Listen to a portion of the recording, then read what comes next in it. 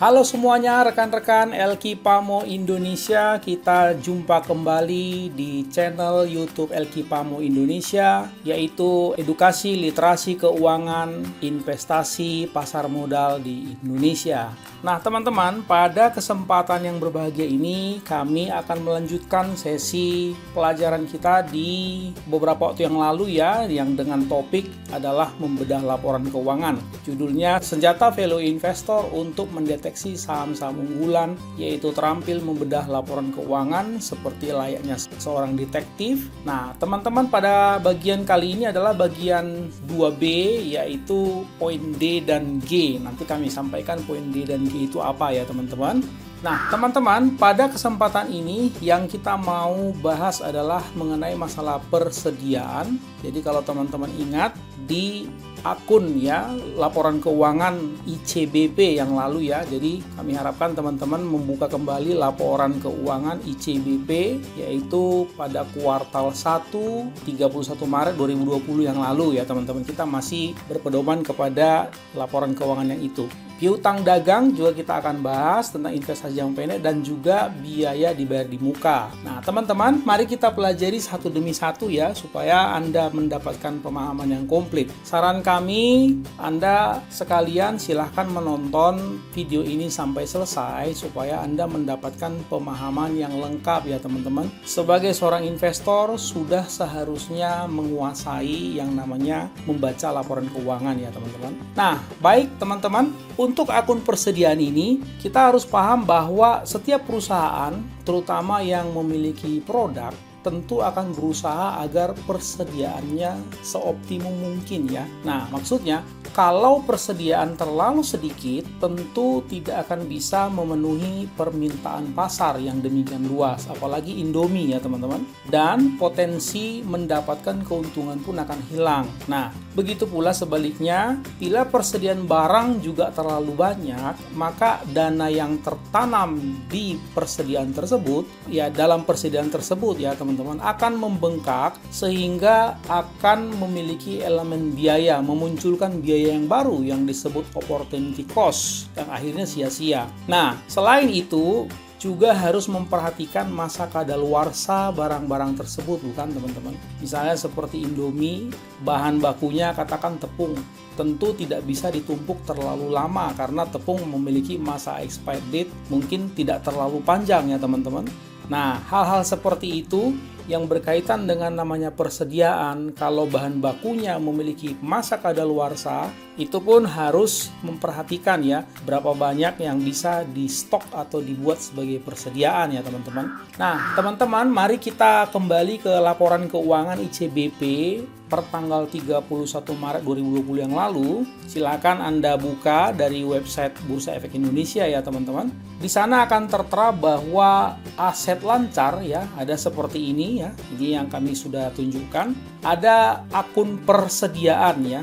Ada akun persediaan neto sejumlah 3,493 triliun sekian-sekian ya teman-teman. Nah kemudian di bagian penjualan ya, di bagian laba rugi Anda akan melihat juga ada beban pokok penjualan 7,8 triliun sekian-sekian. Nah mari kita bahas ya teman-teman. Kita ambil contoh laporan keuangan tadi per 31 Maret 2020 yang sudah dipublish di depan barusan ya. Terlihat seperti yang kami sebutkan tadi bahwa persediaan itu ada 3,493 triliun sekian-sekian. Dan HPP-nya 7,823 triliun sekian-sekian.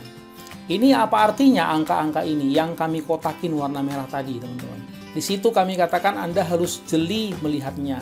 HPP 7,8 triliun sekian-sekian. Ini kan LK-nya atau laporan keuangannya kan kuartal 1. Ya, berarti 90 hari sudah berlalu sejak laporan akhir tahun yaitu 31 Desember 2019 yang lalu. Nah, berarti HPP 7,8 triliun sekian-sekian dibagi 90 hari atau satu kuartal itu berarti 86.900 sekian juta. ya, berarti ini sekitar 86,9 miliar per harinya ya teman-teman. CBP ini memiliki HPP 86,9 miliar per hari. Jadi persediaannya teman-teman yang 3,493 triliun tadi itu dibagi dengan 86 sekian-sekian itu didapatkan adalah 40 hari. Kami ulangi ya, angka persediaan 3,4 triliun sekian-sekian dibagi dengan HPP per hari didapatlah 40 hari. Artinya apa teman-teman? Artinya ICBP ini memiliki angka persediaan yang dapat memenuhi kebutuhan produksi untuk 40 hari ke depan. Perputaran barangnya cukup cepat ya teman-teman. Artinya jumlah stok persediaan yang Anda lihat tadi sebesar 3,49 triliun sekian-sekian akan habis dalam maksimal 40 hari. Seperti itu kira-kira membacanya ya teman-teman. Nah, jadi coba Anda berpikir, kalau bahan bakunya itu adalah tepung, apakah tepung itu dalam 40 hari ke depan sudah expired? Rasanya tidak ya teman-teman. Mungkin tepung bisa 6 bulan baru expired. Berarti mereka ini dari angka persediaan termasuk sangat baik di dalam manajemen inventory atau manajemen persediaannya teman-teman. Teman-teman, selain itu kita juga bisa mendapatkan informasi inventory turnover ratio atau rasio perputaran persediaan dalam waktu tertentu. Nah, rasio perputaran persediaan di market itu bisa dihitung dengan cara bagikan penjualan bersih dibagi dengan jumlah persediaan. Jadi dengan demikian untuk ICBP ini rasio perputaran persediaannya adalah 12 juta sekian-sekian, berarti ini 12 triliun ya, satuannya kan juta. Dibagi 3,49 juta atau 3,49 triliun sekian-sekian, itu berarti 3,44 kali. Apa artinya rasio perputaran persediaan di market ini teman-teman? Artinya selama satu kuartal yang lalu, ICBP ini telah terjadi 3,44 kali siklus perputaran persediaan untuk mencapai net sales penjualan bersihnya tadi. Jadi, selama 3 bulan terjadi 3 kali ya, kurang lebih 3,44 tadi, perputaran barang persediaan. Ini cukup cepat ya teman-teman. Coba Anda bayangkan, dalam kurang lebih 3 bulan, barang bisa berputar sampai 3 kali, berarti cepat sekali. Nah, itu yang kami katakan teman-teman, dengan melihat angka persediaan dan penjualan atau juga HPP, kita bisa memprediksi apakah perusahaan ini barangnya fast moving atau tidak barang persediaannya. Ini masih mendeteksi barang persediaan. Jadi kita bisa mendeteksi apakah di gudang barang suka menumpuk atau tidak.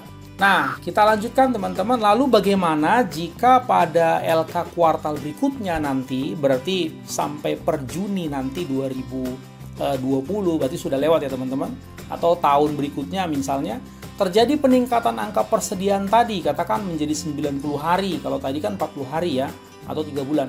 Maka apa artinya kalau tiba-tiba kita melihat pada kuartal berikutnya terjadi peningkatan persediaan yang signifikan? Itu berarti artinya kemungkinan besar penjualannya sedang menurun teman-teman. Jadi bila penjualan menurun, tentu proses produksi di bagian persediaan stok juga akan direm, sehingga inventory atau persediaannya juga akan meningkat ya teman-teman.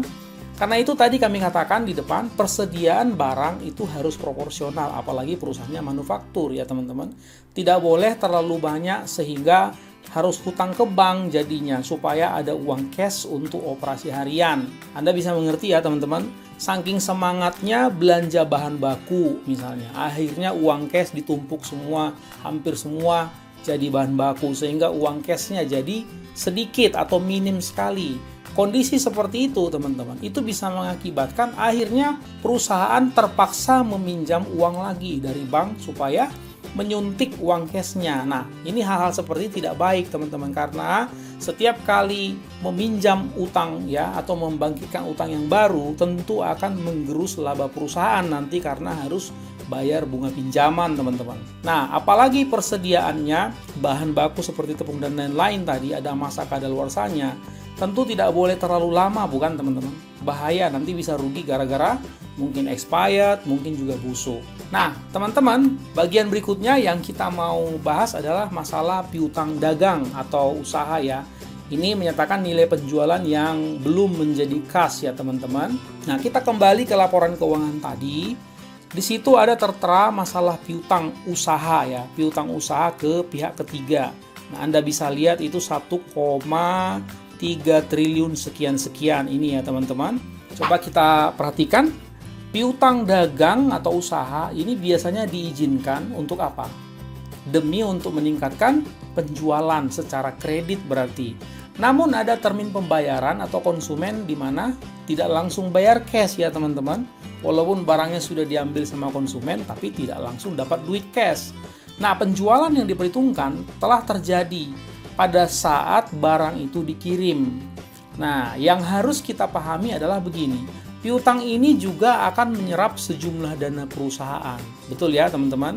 Nah, teman-teman, kita harus selalu ingat bahwa cash is king. Artinya, uang cash bagi perusahaan adalah darah segar yang akan membuat perusahaan itu tetap beroperasi secara sehat. Coba kalau Anda punya usaha ya teman-teman, ya katakan misalnya Indomaret gitu atau minimarket ya. Tapi uang cash Anda minim, susah kan mau bergerak, susah mau berputar, mau belanja atau mau mengisi stok barang pun susah. Itu kendalanya teman-teman. Jadi di sebuah perusahaan itu harus diatur atau diperhatikan oleh pengelola perusahaan tersebut uang cashnya berapa yang proporsional supaya perusahaan tersebut bisa tetap jalan dengan baik. Piutang yang terlalu besar teman-teman, apalagi kalau sampai lewat dari 1 tahun belum cair-cair, akan mengganggu sirkulasi operasi perusahaan. Ini sudah pasti teman-teman. Piutang biasanya maksimal, aturan mainnya ya, 1 kali siklus usaha atau 1 tahun sudah harus lunas. Demikian kira-kira ketentuannya teman-teman. Kalau tidak, maka si perusahaan akan menderita sesuatu gangguan minimal ya teman-teman. Minimal dia ketika mau ekspansi katakan atau ketika mau melakukan sesuatu, mau membeli bahan dan lain-lain, dia tidak bisa jadinya. Nah, teman-teman, mari kita perhatikan pada lembar berikutnya ya. Penjualan neto ICBP ini 12 triliun sekian-sekian. Nah, dari data di atas kita lihat bahwa penjualan netonya kan 12 triliun sekian-sekian. Nah, ini berarti kalau dibagi 365 hari itu berarti 130.506 juta, berarti 130,5 miliar per hari ya, waktu 1 kuartal yang lalu. Bayangkan teman-teman, luar biasa ya perusahaan ini. Penjualan atau omset hariannya itu adalah 130,5 miliar per hari. Itu ICBP ya teman-teman, produsen Indomie yang Anda pasti sering makan.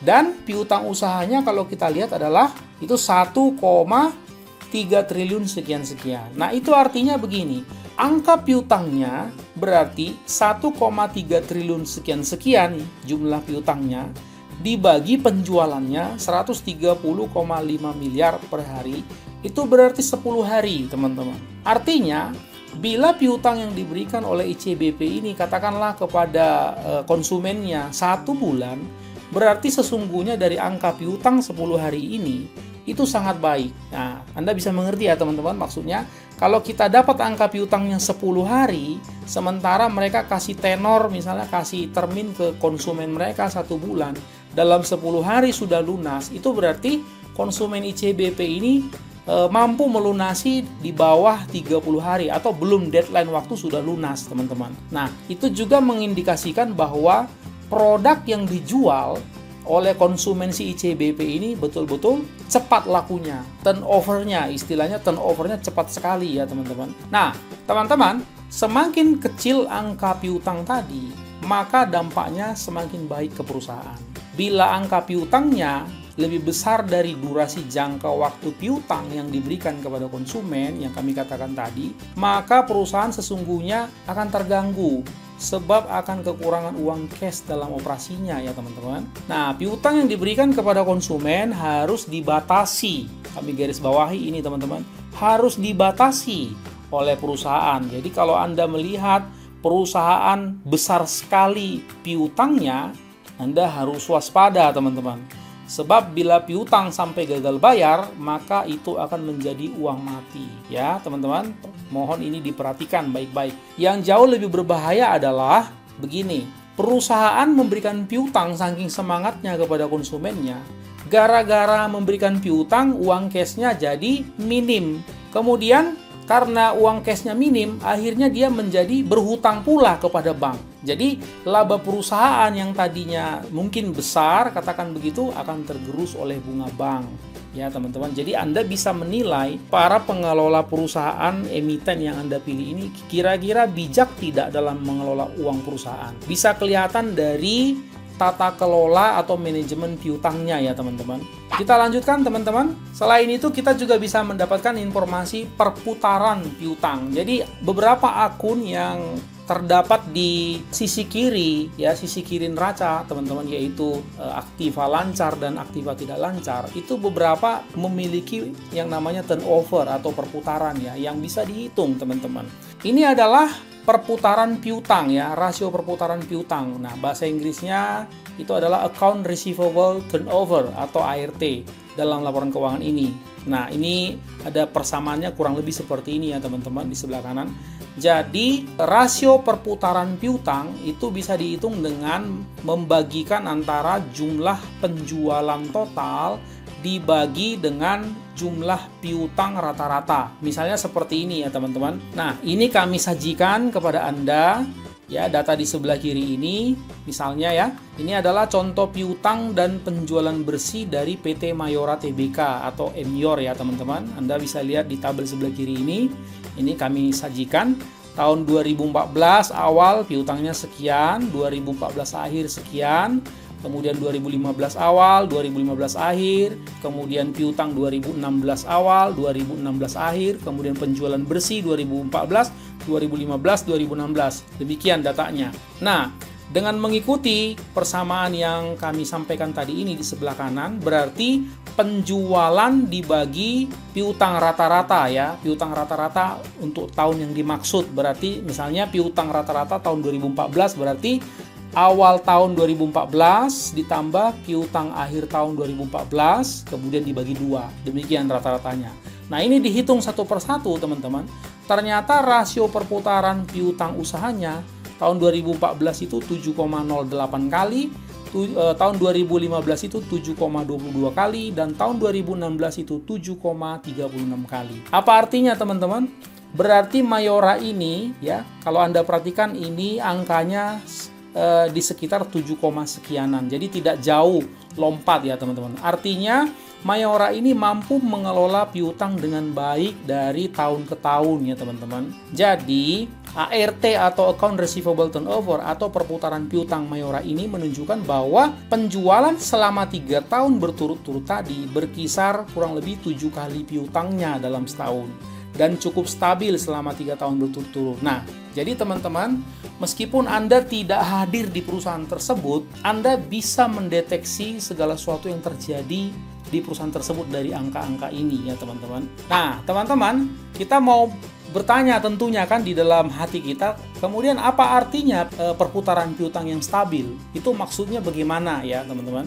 Artinya begini teman-teman, bahwa konsumen PT Mayora tersebut cukup baik dan cukup disiplin dan tepat waktu dalam membayar kredit barangnya ya kepada Mayora. Itu maksudnya. Jadi kita bisa tahu sampai sejauh mana ini konsumen-konsumen Mayora, apakah tepat waktu atau suka telat ketika membayar piutang kepada Mayoranya. Selain itu, perputaran piutang yang stabil setiap tahunnya itu bisa menjaga kestabilan dan kelancaran kas perusahaan bagi Mayora tentunya. Nah, teman-teman, perputaran atau turnover, persediaan, kemudian perputaran uang kas, dan perputaran piutang, teman-teman perhatikan ya, kami ulangin, perputaran persediaan, perputaran uang kas, dan perputaran piutang, tiga-tiganya ini bisa memberikan pengaruh terhadap tingkat profitabilitas perusahaan. Karena itu teman-teman bisa melihat bahwa sampai ada bagian inventory management ya teman-teman, kemudian ada cash management, kemudian ada ini piutang ya, account receivable management. Masing-masing tiga ini biasanya kalau perusahaannya bagus, manajemennya sangat ketat karena ternyata sangat sangat-sangat mempengaruhi yang namanya tingkat kemampuan perusahaan menghasilkan laba atau profitabilitasnya, teman-teman. Bagian berikutnya, teman-teman, yaitu bagian beban atau biaya dibayar di muka. Ini maksudnya adalah alokasi manfaat dari biaya ya, teman-teman. Agar lebih mudah kita perhatikan contoh laporan keuangan kuartal 1 tadi ya, yang untuk ICBP. Nah, misalnya begini, teman-teman. Katakan perusahaan ini di bulan Januari 2020 harus menyewa mobil, misalnya begitu. Di mana kontraknya adalah 1 tahun ke depan. Pembayaran sewa mobil ini tentu harus dibayar di muka, bukan teman-teman? Dan untuk 1 tahun ke depan. Itu dicatat sebagai beban dibayar di muka. Ini teman-teman, yang kami berikan kotak warna merah ini. Nah, penjelasannya kira-kira begini. Pada akhir Maret 2020, hanya sewa 3 bulan tentunya yang sudah jalan, yaitu dari Januari sampai Maret 2020 yang dibebankan, bukan? Sisanya 9 bulan lagi akan dibebankan pada laporan akhir tahun nanti sebagai akun biaya atau beban dibayar di muka. Apabila perusahaan harus membayar bunga di depan, maka sama dengan biaya sewa dibayar di muka juga, teman-teman. Perusahaan harus mengalokasikan pula beban bunga tersebut sesuai dengan masa manfaatnya. Begitu ya, teman-teman. Nah, baik teman-teman, bagian berikutnya adalah mengenai masalah aktiva lancar ya secara keseluruhan, atau yang disebut current asset dan pasiva lancar atau current liabilities. Ini sebetulnya neraca ini kiri kanan ini bicara tentang apa gitu. Kalau secara garis besar bicara tentang apa sih gitu kira-kira. Jadi teman-teman begini, aktiva lancar ini berbicara masalah semua aset yang bisa dikonversikan menjadi uang cash dalam satu siklus usaha yang normal, yaitu 1 tahun. Demikian pula pasiva lancar itu bicara masalah semua kewajiban yang akan jatuh tempo yang harus dibayarkan dalam kurun waktu kurang lebih 1 tahun. Nah, hubungan antara aktiva lancar dan juga pasiva lancar itu disebut current ratio ya, teman-teman. Current ratio itu adalah current asset dibagi dengan current liabilities ya, teman-teman. Nah, kita mendapatkan seperti ini pengertiannya ya, teman-teman. Apakah semua hutang lancar atau current liabilities yang akan jatuh tempo di dalam 1 tahun ke depan bisa dipenuhi kewajibannya oleh semua aset lancar? Itu yang paling penting, teman-teman. Jadi kalau Anda membedah laporan neraca, coba Anda langsung perhatikan sebelah kiri aset lancarnya, sebelah kanan hutang lancarnya. Siapa lebih besar? Seperti itu ya, teman-teman. Dengan singkat kata, apakah aset lancar ini bisa mengatasi hutang lancar tersebut? Dari situ kita bisa langsung lihat, teman-teman, ini sehat atau tidak perusahaan ini. Yang sehat adalah aset lancarnya lebih besar atau bahkan jauh lebih besar daripada hutang lancarnya. Seperti itu ya, teman-teman. Anda tentu tahu hutang ke bank kan tidak bisa dibayar dengan aset, tetapi harus pakai uang cash. Makanya kita bandingkan yang lancarnya, teman-teman. Karena itulah jumlah aset lancarnya harus cukup untuk bisa mengcover semua jenis hutang lancarnya. Secara umum, semakin tinggi current ratio atau di atas 1,0, semakin baik kondisi keuangan dalam mengantisipasi hutangnya. Jadi kalau Anda menghitung di atas 100%, itu berarti baik. Berarti aset lancarnya mampu mengatasi hutang lancarnya, teman-teman. Teman-teman, ada sebuah warning yang kita harus perhatikan ya, yaitu apa jadinya bila ternyata jumlah aset lancarnya seperti yang kami katakan tadi, itu lebih kecil dari jumlah hutang lancarnya. Dan bila ternyata hutang lancarnya sudah jatuh tempo pula, tentu Anda bisa berpikir perusahaan akan menarik pinjaman baru pastinya. Sehingga akan muncul biaya bunga baru lagi. Nah, jadi teman-teman berhati-hatilah jika Anda menemukan sebuah perusahaan yang jumlah hutang jangka pendeknya atau hutang lancarnya lebih besar dari jumlah aset lancarnya. Hati-hati teman-teman, itu bisa pertanda ada sesuatu yang kurang baik ya, teman-teman. Nah, baik teman-teman, kami kira sampai sejauh ini pemaparan untuk sesi 2 untuk bedah neraca kali ini. Harapan kami Anda bisa mendapatkan banyak pencerahan pada video kali ini. Jangan lupa teman-teman, kita akan ketemu di video bedah neraca untuk video ketiga ya, teman-teman. Ini video bedah neraca ada 5 video totalnya. Sampai jumpa teman-teman, salam sukses senantiasa untuk Anda sekalian.